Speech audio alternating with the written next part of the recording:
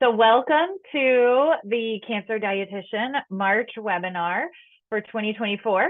Our topic today is anti-inflammatory eating, and I subtitled it A Common Sense Approach. So hopefully today we'll kind of give you an overview of what is anti-inflammatory eating, generally what's inflammation, how does our nutrition choices affect that, and what are some practical take-homes. So for those of you who have attended my other webinars, there will be some common themes, which I hope you find maybe comforting, that when we talk about a variety of different eating plans, they should not be competing. Generally, healthy eating plans should sort of complement each other or highlight what they have in common.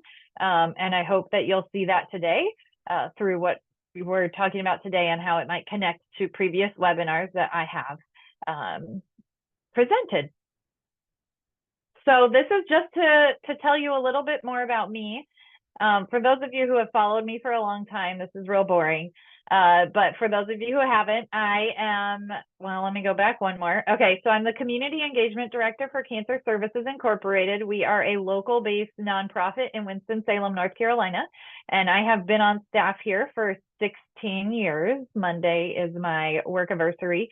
And I started cancerdietitian.com just prior to coming on staff here, and I was doing it on my own, thinking I would make it my own business. And then when I came on with Cancer Services, it was just a great fit for our programs, our survivorship programs. And so basically, since I've been here, cancerdietitian.com has been part of our programs at Cancer Services. So I'm very excited to be able to do all these for no charge. And I am pretty committed that all of our cancer dietitian programs will be available to cancer survivors without any fee. All right, so this is about me. I do have a bachelor's in science from biology and a concentration in nutrition. I got that at North Carolina State University. If you don't follow basketball, which quite honestly, I don't really, but people tell me, NC State is in the tournament with a #1 seed, so go Wolfpack. I also did my master's in public health and registered dietitian training at UNC, which is just down the road and a rival of North Carolina State. So that's a heart divided. And then I have also done the executive certificate in nonprofit leadership at Duke University. So that creates, or that finishes the triad in North Carolina that I've spent time at all three. I have been a dietitian since 2005. I created cancerdietitian.com in 2007, and I told you I've been on staff as community outreach director since 2008. So 90% of my career has been working in oncology. I did work clinically prior to coming to Cancer Services, but most of my time has been in a wellness, community-based survivorship setting. So I tend to say that my expertise is around translating science-based information for the consumer, and that my priority audience is people who face the cancer diagnosis. So what we're going to talk about today is, what is inflammation? Can inflammation be measured? Why is there so much talk about an anti-inflammatory diet? And what are the key aspects of anti-inflammatory eating? And then I always leave you with an action plan for what you can do if you want to try to kind of take our information and put it into practice. So we're going to start first with understanding this is kind of a health literacy focused part of the webinar, which is just understanding how our bodies work and what inflammation has to do with it. I find a lot of people, you know, most consumers or typical people are not educated in terms of how the body works. So oftentimes, you know, things can be scary when you're not sure how the body is designed to work. So first of all, what is inflammation? Inflammation is simply your body's natural reaction to any infection or injury. Okay, so it's a great system. I put this in here just to remind you, our bodies are pretty amazing in how they work, and they're designed to help us. And so our inflammatory system is helpful to us unless it is a problem. So the inflammatory system does have two different types. So we say two types of inflammation. One is acute So that's a picture of the skinned knee here. That is a response to injury and does tend to resolve relatively quickly. You see this with redness, swelling, pain, or heat, or like if you twist your ankle hurts. That is, your inflammatory system going to the site of injury and working on it to heal it up. And so that's the acute system that most of us kind of can see or feel or notice. Whereas chronic inflammation is systemic inflammation that affects the whole body, and it says it can become chronic. It can last months to years. So that's a longer term thing. Now, there's lots of reasons for chronic inflammation. It's not just this sort of mystery disease, although there is some mystery or things that we don't understand about it completely. There is a link with chronic inflammation and more chronic disease. So prediabetes or type 2 diabetes, heart disease, metabolic syndrome, some forms of cancer, not necessarily all of them, different types of arthritis. Those are the types of chronic disease where we might see a chronic inflammation reaction. It's also referred to as slow, long-term inflammation that lasts for long periods of time. So it can result from a variety of different things, some of which would be a disease that you would be diagnosed with. So there are some, I guess, clinical measures of certain conditions that do contribute to chronic inflammation, but that's not all of inflammation. So there are some like viruses, if you somehow got some kind of infection that your body could not get rid of, that could cause continued inflammation.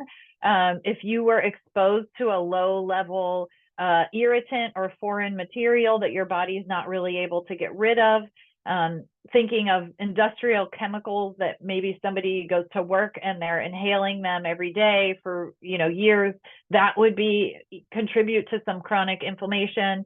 If someone has an autoimmune disorder in which the immune system recognizes some normal component of the body as a foreign antigen and attacks it, that is another cause of chronic inflammation. And someone mentioned celiac disease in the chat, and I will get to your question in a minute, but that's another example of inflammation. So if somebody has celiac disease, it means that their body is reacting to gluten in an abnormal way that causes inflammation. And so that's why they absolutely have to avoid gluten because it is causing them inflammation. So other things, if there's a medical condition where someone has a defect in the cells that are responsible for mediating inflammation, and then some thought that maybe recurrent episodes of acute inflammation could contribute to chronic inflammation, but that's not totally always the cause of it. So the point to this is just that it's not completely understood. And so because there's a little, unsure parts about understanding chronic inflammation, what we find typically in like popular media or people who are trying to sell books or, programs is that they will try to explain and sell their products, either, a supplement or a particular diet or a lifestyle program. They may try to capitalize on some of this unknown scientific information and fill the gaps with their own theories that haven't been proven. And so that's what I typically find when somebody is following a really sort of regimented, quote, anti-inflammatory diet, as they've gotten it, a recommendation from somebody who maybe has given them some legitimate medical information, but are overstepping what we know. So that's just to say that there's a lot of unknowns and there are some knowns, and the medical community and scientific community is working at trying to figure out what this is exactly. So I'm going to share with you the best that we know so far. Can inflammation be measured? So this is another important thing that I think we need to understand, is that there are no highly effective laboratory measures to assess patients for chronic inflammation or and that diagnoses are only undertaken when the inflammation occurs in association with another medical condition. So let's say you have chronic inflammation and diabetes. It might be, diagnosed in the case that you have a secondary condition that goes along with it. But just for the general public, we are not doing screenings for inflammation. And part of the reason is that the measures that we have don't necessarily indicate chronic inflammation. So CRP is C-reactive protein, and fibrinogen is another. Those are two things that generally can be measured in the blood, but just because they're higher does not necessarily indicate chronic inflammation. You can't differentiate when those measures are high, whether that's because of acute inflammation versus chronic inflammation. And if you think about what other conditions people might have, let's say you're going through cancer treatment, or you have diabetes, or you have recently, gone through an illness that might cause your inflammatory system to be upregulated and kind of working, then your CRP levels may be high, but that doesn't necessarily mean that you have chronic inflammation. So having CRP tested just on its own is not helpful, although I know that we do look at it, sometimes may look at it during cancer treatment to see, what is the inflammatory process that's going on right now, because that could sometimes indicate that somebody's having what we call cancer cachexia, or where your body is metabolizing really high and causing issues, and that would help us with our treatment plan. Sometimes they measure CRP in relation to diabetes management or heart disease management.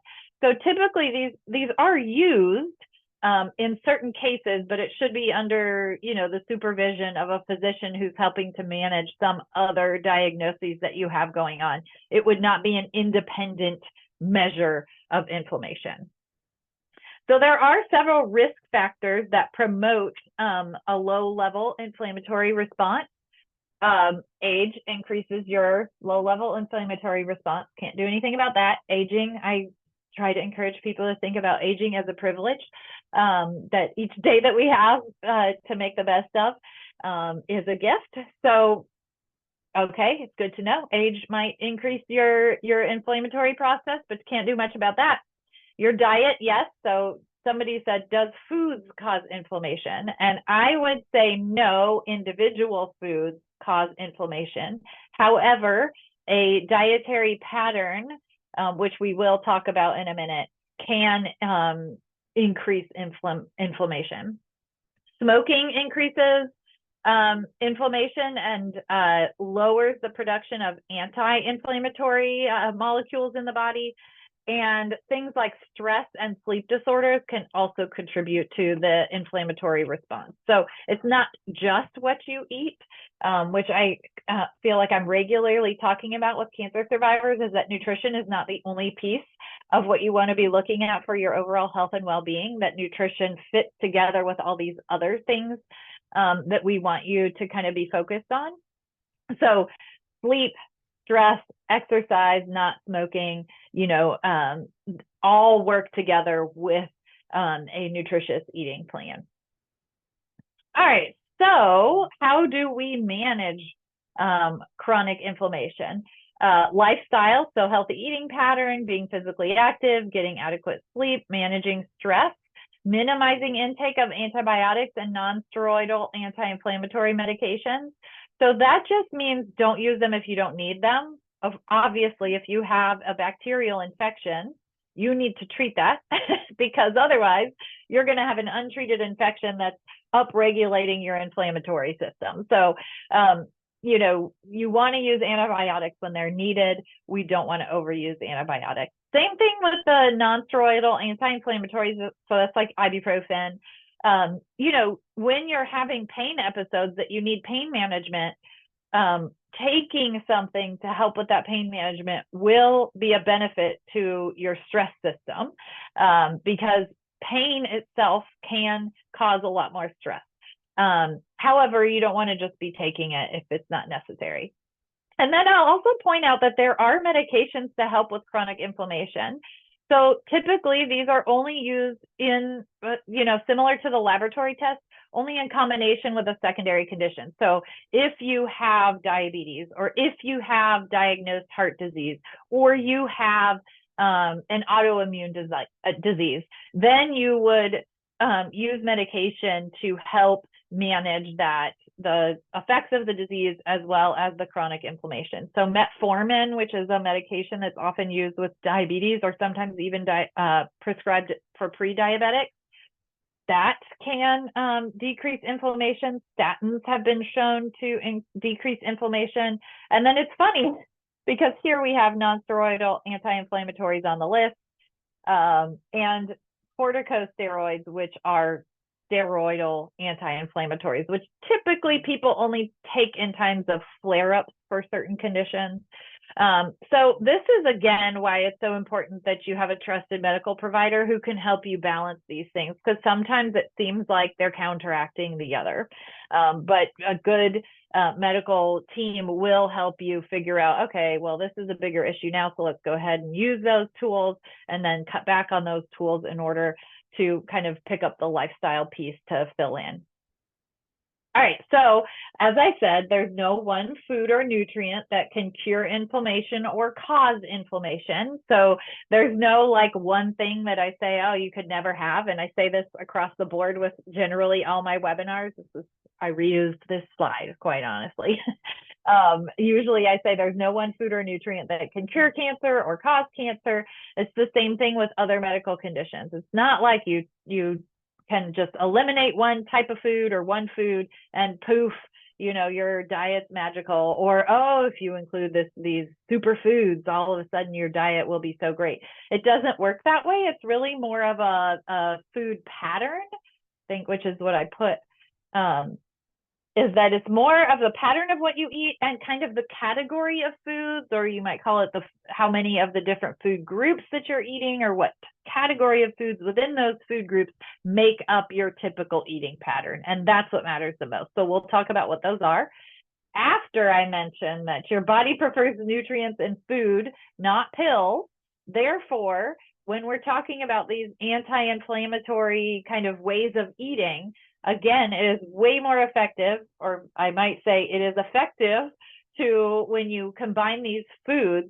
However, there's not evidence showing that when you take nutrients in pill or supplement form, it has the same benefit as eating the foods that have these nutrients. And that's because foods combine lots of different nutrients together in an ideal way that our body prefers, whereas pills are just picking out one or two or a few nutrients and just putting them together in the one pill rather than the whole package that you get with the food. If you took all the pieces of a food item and you picked each piece and you're like, well, each one's important, and you put it in a pill, that pill's just going to look like the food. Like, you cannot pick apart broccoli and throw away pieces of it thinking that there's parts of broccoli that just you don't need. You need all the pieces of the broccoli. You need all the pieces of the carrot. Unless you're somebody who's had some kind of, gastrointestinal surgery that makes it so you can't actually digest and absorb all the pieces. Otherwise, for most of us, we need to eat the food. And then my one exception to this rule is if you have low nutrient levels on blood tests, so let's say you have low vitamin D, low iron, low potassium, or, some other condition that your body just doesn't quite have enough, that's when nutrition supplements are useful. So we use supplements to bring your levels back to normal. You might need to stay on them, or you might be able to sort of wean off of them once your levels go back. A simple multivitamin, I do not have a problem with. If you want to take a multivitamin just for extra kind of insurance, I wouldn't pick anything that has over 100% of any one nutrient.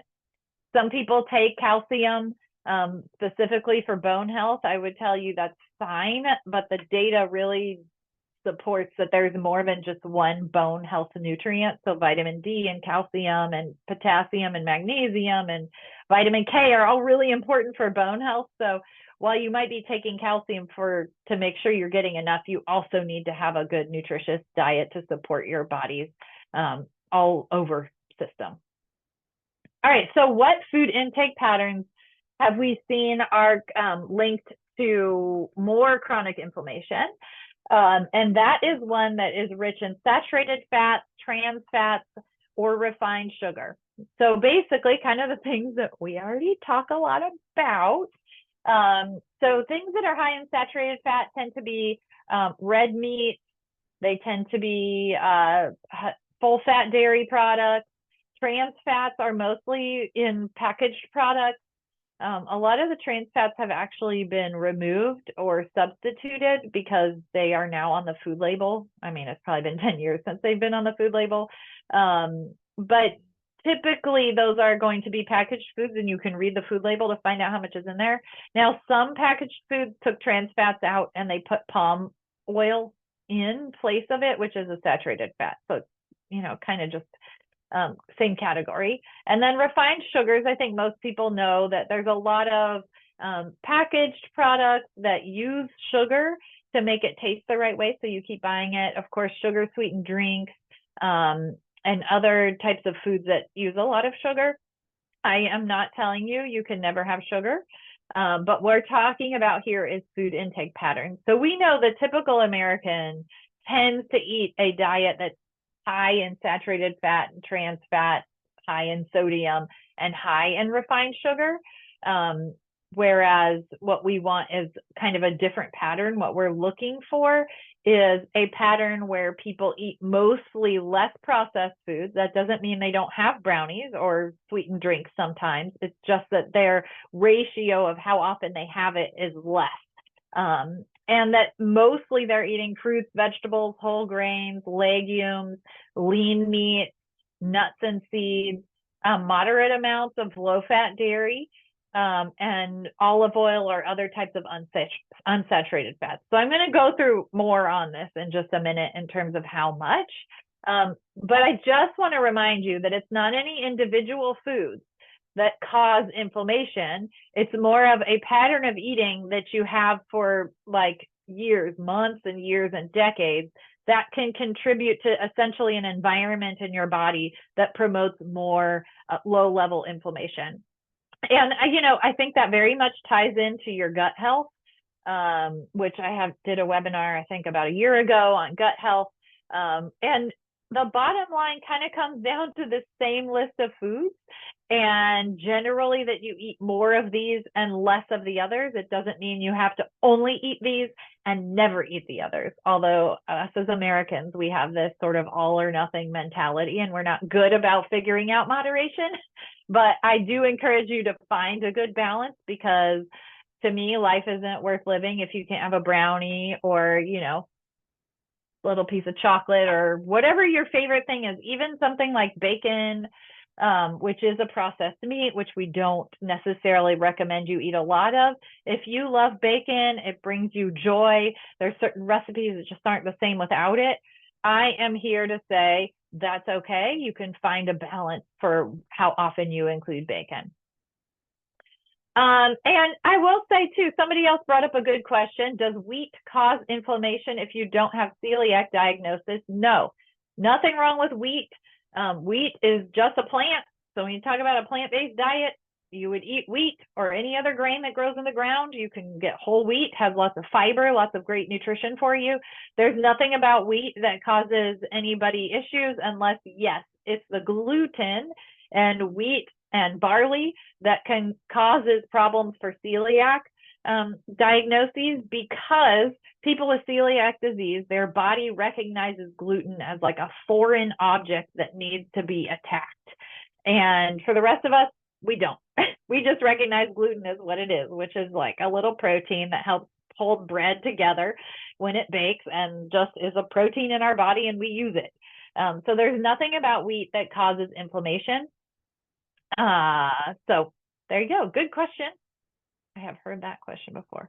Is honey a better option for sweetener? Not necessarily. Also a good question. When we talk about added sugars, honey counts as an added sugar just like anything else. It's the same amount of added sugar per volume as white sugar, brown sugar, agave syrup, maple syrup. They are all basically the same. So if you like honey better, that's fine. Sometimes we use honey because we need something that's a little stickier. Sometimes I use maple syrup because I don't want it so thick. Sometimes I use white sugar because I don't want it a liquid form of sugar. I want a dry form. So it just depends on what you're using it for. And to me, what's more important is how much are you using. So honey is essentially nutritionally equivalent. Obviously, from a culinary standpoint, it has a different function. So these are the categories that I have an intern with me right now, intern Katie. She helps me kind of look through what the current recommendations for anti-inflammatory foods, and I could have given you a list of 20, but to me that's ridiculous and not helpful to have a list that's that long. So we sort of broke it down into 5 important categories to include on a regular basis. These should fit in just great with if you participated in my DASH diet webinar in January, or if you've watched my plant-based eating for cancer survivors webinar. These things should fit perfectly fine into those other healthy eating patterns. There is actually no official definition for anti-inflammatory diet. It's sort of this undefined thing that's recommended by some people, which quite honestly isn't super helpful. But I think that it has some good things. So we will talk about it today. But I do think there is an anti-inflammatory diet pyramid that Dr. Weil puts out. He's written books and he has this pyramid, and I agree with most of it, although he does have supplements on his pyramid and like Asian mushrooms and things that I think are perfectly fine if you do them in the right way, but aren't absolutely necessary. I would say that these 5 things I think are really the core of what we're getting at when we talk about anti-inflammatory eating. And you'll notice I try not to use the word diet because it really, I think, has become a little bit of a word that causes people to think about restrictive eating, and I'm not a fan of restrictive eating. I'm a fan of sort of bringing joy to your plate and being feeding your body and your soul, and not having a lot of strict rules around what you're allowed to eat or not allowed to eat. So I refer to things as just eating patterns or dietary intake patterns or food intake patterns, and try not to use the word diet. Okay, so we're going to go through these 5 things. Okay, somebody else asked too, which fits in with the omega-3, is avocado oil, can it be used as well as olive oil? Yes. So with the different types of oils, it's going to depend what you're using them for.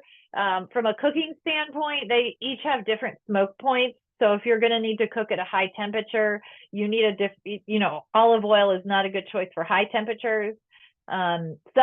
And avocado oil tends to be pretty pricey. So I would tend to use avocado oil mostly in like salad dressings or things where you're not having to use a whole lot of it and you're going to eat all of it, as opposed to using it for cooking oil, where if you stir fried it, some of it's in your food, but some of it's just left on the pan that you wash down the sink. So I've done some healthy eating on a budget webinars, and I say that I come from a family, my dad's an engineer, my mom was a homemaker, and I mean, my grandma was like the CEO of the household, and we were on a budget. There was no wasting of things. So I come at food from a practical standpoint too, of like what makes sense nutritionally, but also for your budget. So omega-3 fats are really important. They're kind of what we refer to as healthy fats. Polyunsaturated fats are the more healthy types of fats as opposed to saturated fats. And omega-3s and omega-6s are types of polyunsaturated fats. So, fish is a great source of omega-3 fats. When you get omega-3s from animal sources like fish, it tends to be more bioavailable to the body. You can get them from plant sources, so flaxseed, chia seeds, nuts, including walnuts, soybeans, have omega-3 fats.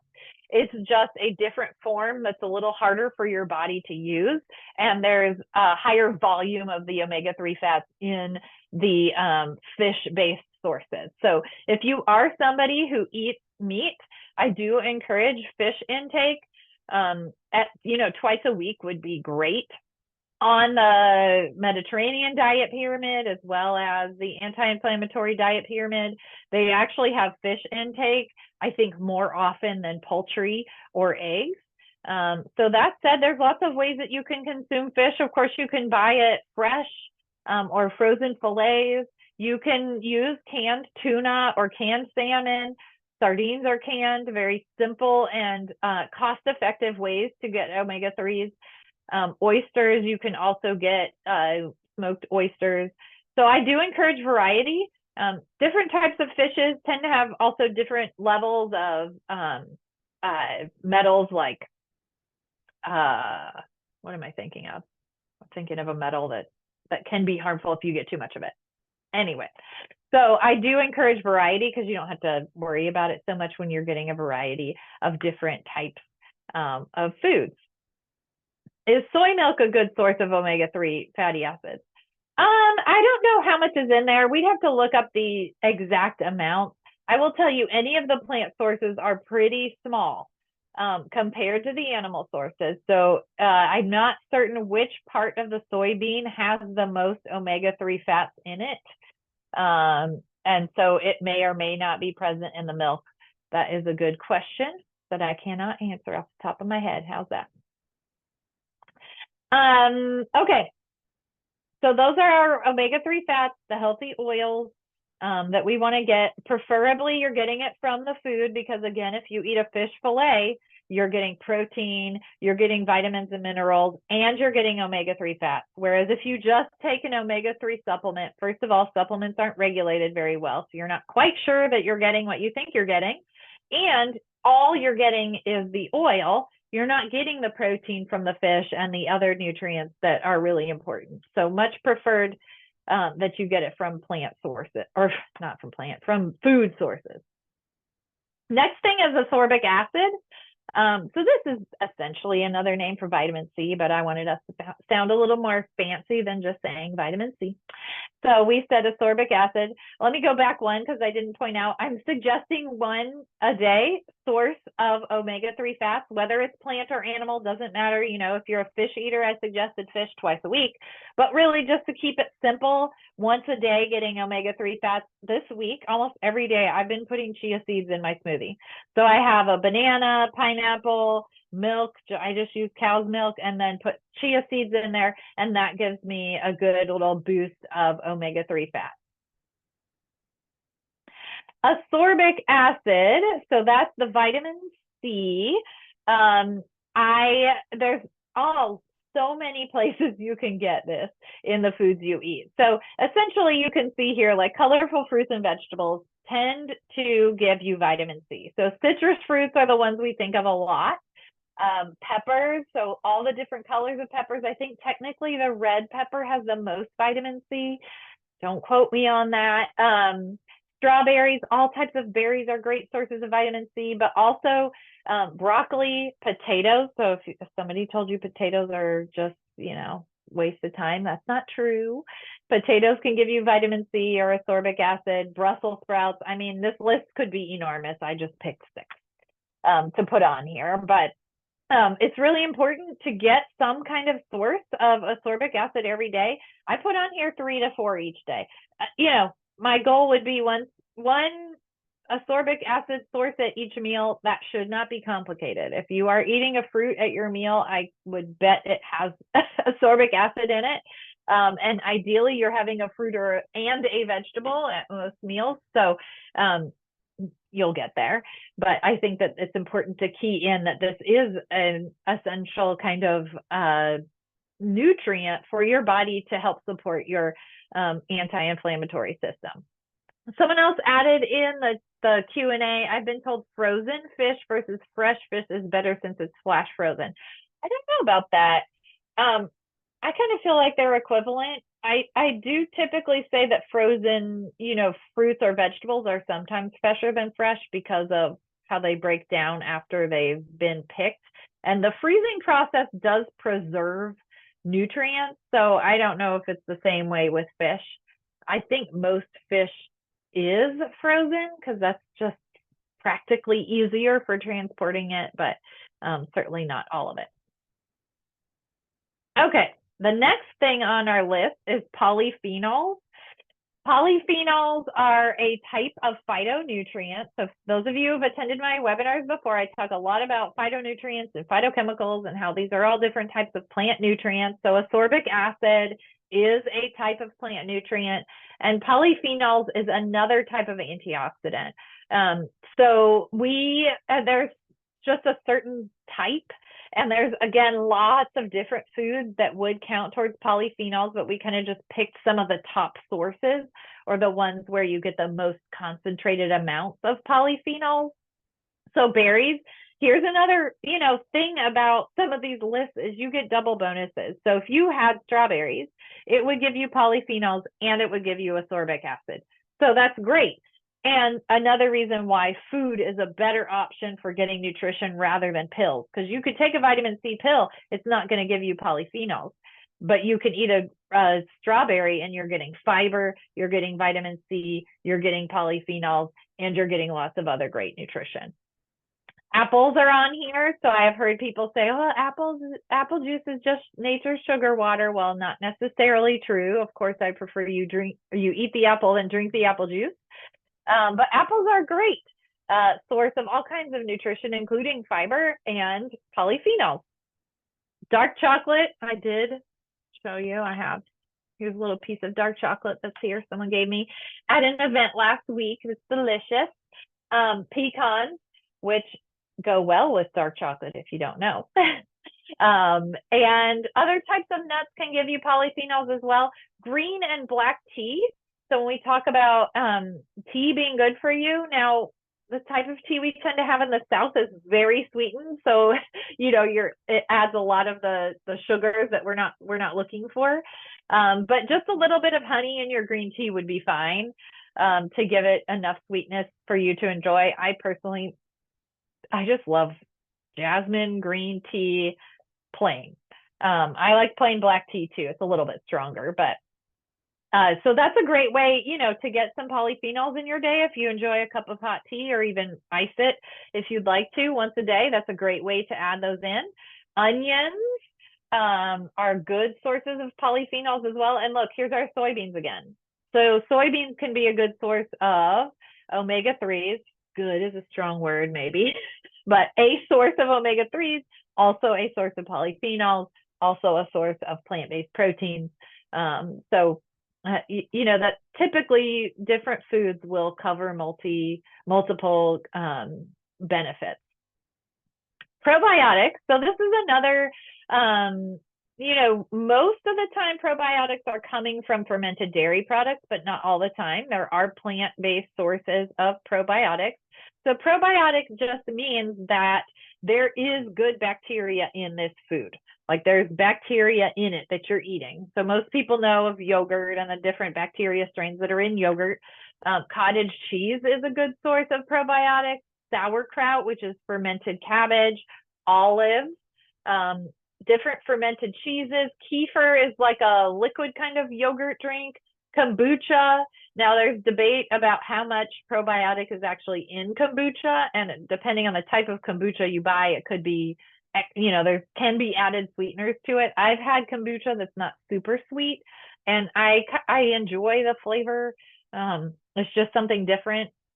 So these are ways that you can get more probiotics, meaning you're eating that good bacteria that helps keep the right kind of balance in your intestines or promotes good gut health, and finding one that you enjoy, have one every day at least. And so I think that those are good things. And then what helps your probiotics, so probiotics just means that you're eating the good bacteria. You want the right bacterial balance in your intestines to make sure that your intestines are working appropriately. And in order to keep the good bacteria around, you need to feed it what it likes. And what it likes is what we call prebiotics, which is a lot of the fiber-rich foods. So not all fiber is a prebiotic, but a lot of it is, and it's just easier to focus on fiber-rich foods. So this is our fifth category that's really important when it comes to anti-inflammatory eating, which is consuming plenty of fiber-rich foods. Ideally, you are getting your fiber from foods, again, because yes, you can get them in fiber supplement form, but when you eat it in fiber-rich foods, you get that extra bonus of, oh, hey, this has fiber in it, it has ascorbic acid, and it has polyphenols, and maybe it also has omega-3s, and you get that combination all put together in one food, and that is magical, right? That I don't believe in magical foods, but that way of nourishing your body is where the magic is. As opposed to, oh, I take a vitamin C supplement, I take a polyphenol supplement, I take a fiber supplement, and I take a fish oil, and then I eat, packaged foods all the time. That's not what we want. What we want is for you to eat the foods that are providing you with all these great nutrients. So fiber-rich foods are typically pretty easy to find because there's so many different ones. Whole grains. So whenever you eat grains as much as possible, get whole grains. I'm not saying it has to be all the time. I'm just saying most of the time they're whole grains. Fruits. Basically all fruits are great sources of fiber. Vegetables are great sources of fiber. Legumes, which is your beans and peas, the dried beans and peas, are great sources of fiber. And nuts and seeds are also good sources of fiber. And the thing about, as I was thinking about, okay, do we have any categories or any foods that cover all 5 of these categories? I think nuts do. So nuts have omega-3s. They have polyphenols. I don't know about ascorbic acid. Probably not. If you combine nuts with a fruit, you definitely would get that. So the legumes also tend to be, I think, really good because they're a plant protein, plus they're a fiber, plus they're a healthy carbohydrate, plus they have all these, like potassium and magnesium in them. And so really finding ways to incorporate these in. Our goal for fiber is 25 to 35 grams a day. The last time I looked, I think the typical American gets about 12 to 13 grams of fiber a day. So that in itself is a great just focus, is like, can you eat more foods that have extra fiber in them, or fiber rich foods more often? Couple of questions that have come through. Someone mentioned it seems the kefir I see has sugar. So because kefir is made from milk, it's going to have some natural milk sugars. So I would expect around 12 to 15 grams of milk sugar per cup of milk. And that's totally appropriate, like expected. That's healthy types of quote sugar. It's not added sugars. Now the food labels separate added sugars and natural sugars now. So the milk-based sugar in kefir should just be in the regular sugar section. Yes, there are some kefirs where they add sugar, because if you've ever tasted plain kefir, which I do buy, it tastes like buttermilk. It tastes like plain yogurt. It is sour. And most Americans have not refined their palate to enjoy sour drinks. But you can teach your taste buds to enjoy the flavor. I would buy kefir plain. You buy plain kefir. It will only have the natural milk sugars in it, which are totally fine. If it's too sour for you, I have done where I mix a little bit of, say, mango nectar, just a little bit into it to give it flavor. But I think the best thing you can do with kefir, if you don't like the plain flavor, is to use it in your smoothies. So all you have to do is take a frozen banana and blend it with kefir, and all of a sudden it has a great sweet taste, but it's coming from a whole fruit. So basically you're having kefir or yogurt plus fruit. It's all blended together and you're drinking it, which is totally fine. Again, the sugar that's in fruit is not added sugar. It's natural sugar that's good for you. How about making your own kefir? You go for it. I have heard it's easy. I am not the type to do it. So I just buy it. If you want to make it for me, I would drink it. How about nut butters for calories, protein, fat? Nut butters are great. Nut butters are just nuts ground up. So I always tell people, I make the joke, well, you can make peanut butter in your mouth because you're chewing up peanuts, and that's what peanut butter is. They're great. So the fats that are in nuts are good, healthy omega-3 fats and polyunsaturated fats. So I don't have any problem with the fact that nuts are, quote, high in fat. They're high in good, healthy, filling fats.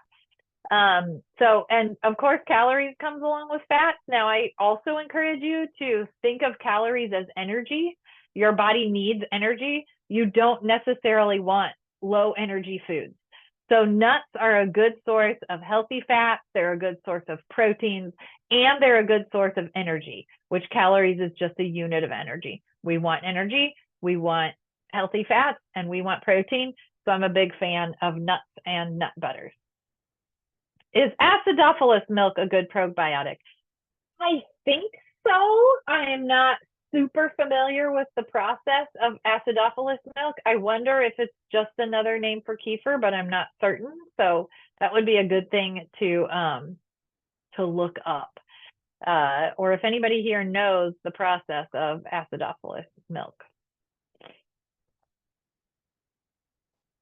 Okay, I think that answered all the ones that are here. All right, so we've gone through the 5 categories in terms of anti-inflammatory foods. And this is just sort of my take-home reminders, is that eating is your opportunity to promote your health.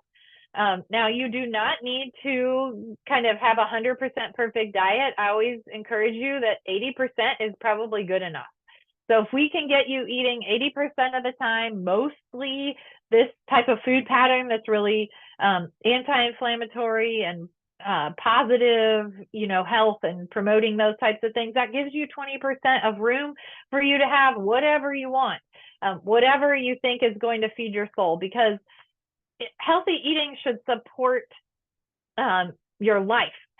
And to have good quality of life, I'm assuming you're going to want to include things like birthday cake or, sweet tea on occasion or whatever. So I don't want you to feel like you have to have some kind of perfect diet.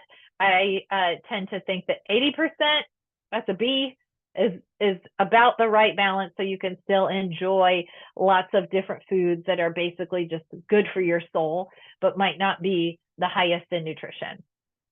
Another question that came in: any suggestions on how to eat a Mediterranean style anti-inflammatory diet with histamine intolerance, or a book that can help me? I will tell you, a Mediterranean diet is an anti-inflammatory diet. So you don't need to combo those. Mediterranean style is, and my favorite resource, I think I have a page on my website about Mediterranean diet resources, and probably I can do a whole webinar on that sometime later this year, but it is called Old Ways. That's my favorite source for Mediterranean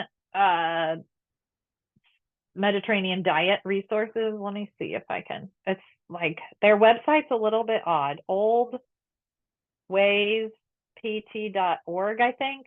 Sorry, that's not a link, and I didn't send it to everyone. Let me do it again. oldwayspt.org. I think is their website, and they have a lot of great resources. They are a nonprofit, so they're not selling anything, which I think is a nice way to get information. So this is what I'm calling your action plan. First of all, do an audit on what you typically eat. And to me, an audit is just write down what you eat for 3 to 5 days. When people come in to see me for nutrition counseling, I ask them to bring a food log with them. I don't want you to change anything about what you're doing before you start writing it down. You need to know what you typically do.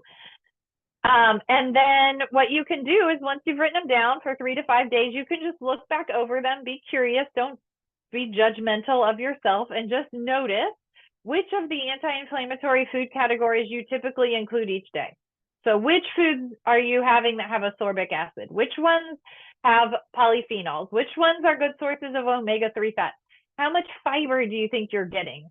And then that's where you can kind of say, oh, I need to eat more omega-3s, or I'm already doing a pretty good job.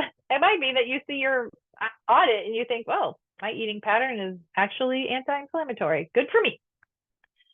So once you kind of see where you may need to improve a little bit, I would encourage just picking one meal to focus on, whether that's breakfast and you decide, okay, I'm going to make smoothies every day for breakfast to include fruits and kefir and, chia seeds or flax seed, that you can kind of get multiple ones, but just pick one meal to focus on. Don't try to do all of them at once because that's overwhelming.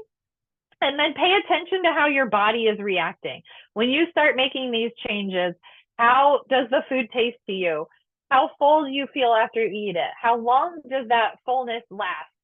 What's your energy level like? How is your digestion doing with the different foods? And that will help you know kind of which ones settle well with you and do well, and which ones you maybe need to eat less of or avoid. And these are my take-home points. So I boiled it down to 3 take-home points. 1, include fiber-rich foods in your meals and snacks as much as you can. So basically every meal and snack should have some kind of good fiber source, or multiples. Choose at least 1 omega-3 fat food source and 1 probiotic food source each day, and choose an ascorbic acid food choice and a polyphenol food choice at each meal, or you might pick one that combos both of those. And those are kind of the key things. I don't think that anti-inflammatory should be complicated. I have read some articles that do give you like a list of 10 different things. I don't think it needs to be that complex unless you like complexity for the challenge of it. But those are, to me, the key things, and they should fit perfectly with a Mediterranean diet. They should fit with a DASH diet. They should fit with an overall, just the New American Plate from AICR or the My Plate from the USDA. All of those are ways that you should be able to eat an anti-inflammatory diet. So you can find out more. Yes, I will post the slides on the website when I put the recording up. So it might be tomorrow or possibly Monday before I get those up. And then it will be on this page. It'll be on cancerdietitian.com/inflammation. If you want to go there now, all that I have up there right now is links to some suggested articles to read. The first one that I linked is really, really good, but very scientific. And then the other 2 are kind of more consumer friendly. And then my other favorite websites, other than, of course, my own, is aicr.org. It's an excellent website for cancer nutrition information, and cookforyourlife.org is also a great place for cancer nutrition information, but there are a lot of recipes there. It's a chef who does that one, so I love that they have those there. Somebody asked, is DASH the same or similar to the Mediterranean diet? It is very similar. It's not exactly the same. And if you want to know more about the DASH diet, my January webinar, I kind of covered all those. Today's would fit perfectly in with DASH or Mediterranean. And yes, there's a lot that they have in common. And actually my plant-based diets for cancer survivors webinar kind of boils down what they all have in common. So if you haven't watched that, you can go back and watch that. It's on the webinars page on cancerdietitian.com. What is a serving of broccoli? A serving of broccoli is whatever you put on your plate. How's that? I am not a big fan of measuring foods unless there's a good reason to, like if you need to carb count to help control your blood sugars, that type of thing. For most people, you want to eat the amount of broccoli that is right for you at the time. And typically when I draw the food plate to kind of talk to people about what should be present on their plate at meal times, I would tell you if broccoli is your vegetable, I would have between 1/4 and 1/2 of your plate covered in broccoli. Sometimes I might go back for seconds, and sometimes I might just have a few stalks and it's not tasting good to me at the time, and that's all I want. So it really depends. Technically, I think a official scientific survey or scientific serving of broccoli would be 1/2 cup. But I don't think people need to count things that much. All right, what else? Let me see. I got through the Q&A, and I think I got through all of the comments in the chat. So, well, let me stop sharing so you don't have to see all that. Are there any other questions before we wrap up for the day? I will post the recording to this on my YouTube channel and on my website. I'll put the audio on the Cancer Dietitian podcast, and make sure that you get access to the slides and those types of things. Ooh, are soy products okay for breast cancer survivors? That's an excellent question. Yes, they are. And if you go to cancerdietitian.com/soy, I've got a handout for that. And if you have questions about sugar, you go to cancerdietitian.com/sugar. They're both under my hot topics, but a little bit buried. So let me put this in the chat, cancerdietitian.com/soy. It is perfectly fine for breast cancer survivors on tamoxifen to consume soy as well as flaxseed. We would not want you to take like soy supplements or soy powders or things like that. But real whole soy foods are good for you. Soy milk is fine. So yes, I put the link in there for the soy handout, and then I have a handout about sugar, which is at cancerdietitian.com/sugar. Oh, more questions. Okay. Should we focus on soluble and insoluble fiber? That is a good question. You want to get both, and most foods that you eat that are fiber rich will have a combination of both. So I don't think you need to look at either one. Now, if you're having issues with your digestion and you're eating, plenty of fiber and your digestive process is still not working right, like either you're constipated or you're having a lot of loose stools, then we might kind of look in a little bit closer about the ratio of soluble versus insoluble fiber and what might be needed. But in general, that's not necessary. When you eat high fiber foods, you will be getting a combination of insoluble and soluble in a perfectly fine ratio that you don't need to count. Anti-estrogen food. It's not really a thing. The amount of plant estrogens that are in foods, they don't biologically act the same as human estrogen, and our bodies produce way more human estrogen endogenously, just like internally, way more than you could ever possibly consume of plant estrogens in food. So that's really not a thing.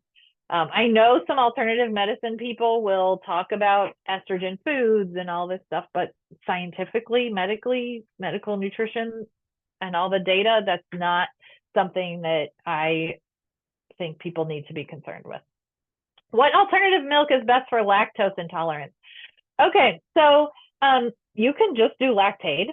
That's totally fine. You could do the Lactaid drops or the Lactaid pills with regular milk. Now, my favorite milk for lactose intolerance or in general, like I drink it sometimes, is the Fairlife milk because it is lactose free and it has more protein than regular cow's milk. So sometimes I buy that if I just feel like I want to get a little extra protein. It's slightly more expensive, so that's why I end up going back and forth. Sometimes I buy just regular. For myself, I buy 1% milk, and it is much cheaper to buy the regular versus Fairlife, but I do appreciate the extra protein that Fairlife offers. And I use that for my smoothies as well. So you've got some choices. Also, if you want a plant-based milk, I think soy milk is one of the best alternatives to milk because its nutrient profile is comparative to cow's milk, whereas almond milk, cashew milk, coconut milk are basically just thickened water. They're nutritionally inadequate. They don't count as milk. All right, I answered that. Almond milk versus almonds. Almond milk is water and almonds are almonds. So I like almonds. Look, someone gave me these last week too, along with my chocolate, and they're delicious. You can make your own almond milk if you would like. I have a recipe on my website. I find it a little more labor than I'm interested in. And also almonds are really hard. So you better have a real good blender or a real good food processor to process almonds. They might break it. So in my recipe for almond milk, I use almond butter. I just buy the almond butter and blend it up with water and dates to make it a little bit sweeter. It is delicious, but I don't mind cow's milk, so it's much easier to just buy it that way. Okay, that is all. We are at 4 o'clock, so I'm going to wrap us up. But you know how to reach me. You can email me anytime and let me know what questions you have. If I didn't get to one of your questions today, somehow I missed it, just send me an email and I'm happy to answer that. And I look forward to seeing you in a couple months. If you are local, I'm doing another in-person cooking class on April 23rd in the evening this time, and we will do recipes that line up with anti-inflammatory eating. So I look forward to seeing you then. Thanks so much, everyone. Have a great day. Bye-bye.